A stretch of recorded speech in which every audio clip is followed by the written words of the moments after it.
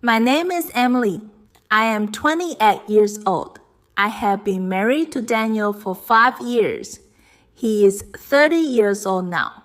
He is my husband. He is a kind man. He is soft-spoken. He is calm and patient. He never raises his voice. He never insults me. He never ignores me. When I get sick, he takes care of me. When I feel tired, he brings me food. He makes tea for me in the morning. He cooks dinner when I am late from work. He listens to me when I cry. He holds me when I feel weak. He tells me, "You are strong, Emily. I am proud of you." Daniel is a good man, but sometimes I forget that I have a good job. I work in a corporate office. I earn $5,000 every month. I worked hard to reach this position. I studied at night. I took extra courses. I pushed myself. But Daniel still works as a delivery driver. He earns $2,200 a month. He works long hours. He drives in the sun, in the rain, and in the cold. He comes home late and tired. He comes home with sore feet and dust on his shirt. He never complains. He just says, "It's okay." Emily, I like working, but slowly I started to feel different. I started to feel disappointed. I looked at other couples. I saw women wearing diamond rings and designer handbags, houses, and expensive gifts for their wives. I looked at Daniel. He was wearing the same shoes for 2 years. He never bought new clothes for himself. He never bought me expensive things. I began to compare him to other men. I began to feel angry. One day I asked him, "Daniel, why don't you do something better? Why don't you start a business?" He looked down and said, "I don't know how. I have never done business before." I became irritated. I said, "Other men do it. Why can't you?" Daniel stayed quiet. He always stays quiet. He looked at me, but he didn't say anything. His eyes looked sad, but I didn't stop.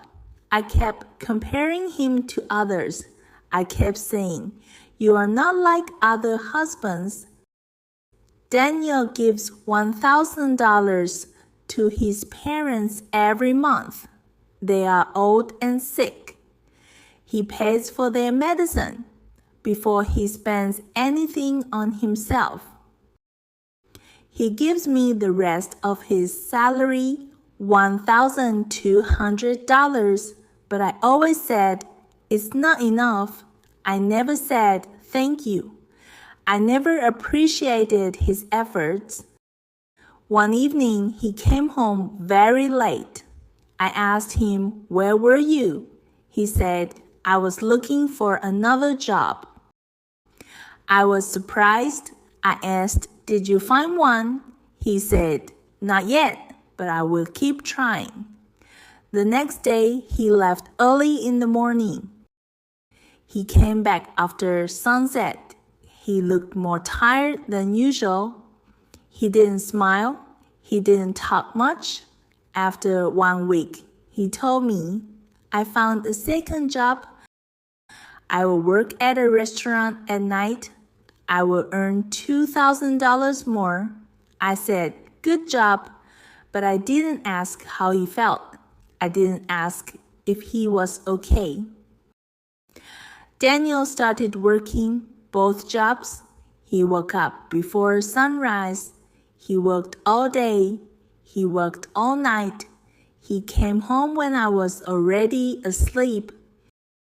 He had no time to talk, no time to laugh, no time to rest. One night, He came home and went straight to the bathroom. I heard something fall. I ran inside. He was sitting on the floor. His face was pale.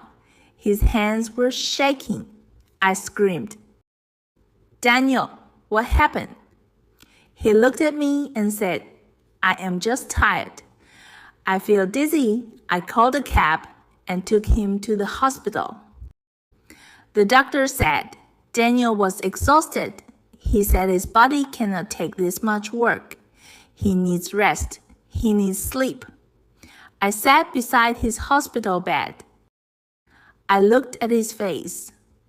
His eyes were closed. He looked peaceful, but I felt broken. I held his hand. I started crying. I said, "I am sorry, Daniel. I didn't see how hard you were trying. I didn't understand." And Daniel opened his eyes slowly. He smiled. He said, "Don't cry, Emily. I just wanted to make you proud." His words broke my heart. That night, I realized something important. I realized Daniel does not need to be rich. He does not need to wear suits. He does not need to drive a big car. He does not need to buy me diamonds. He already gives me something more valuable. He gives me love. He gives me peace. He gives me respect.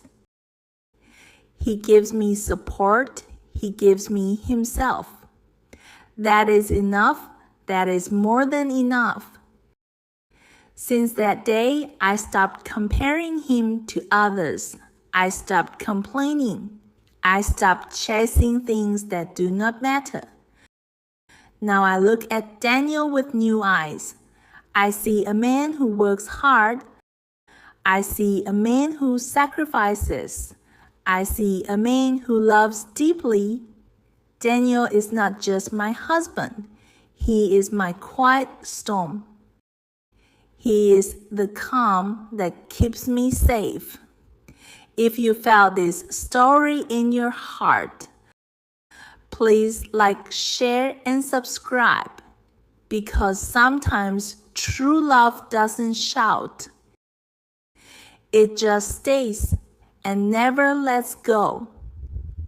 I saw men buying cars. He sends money to them.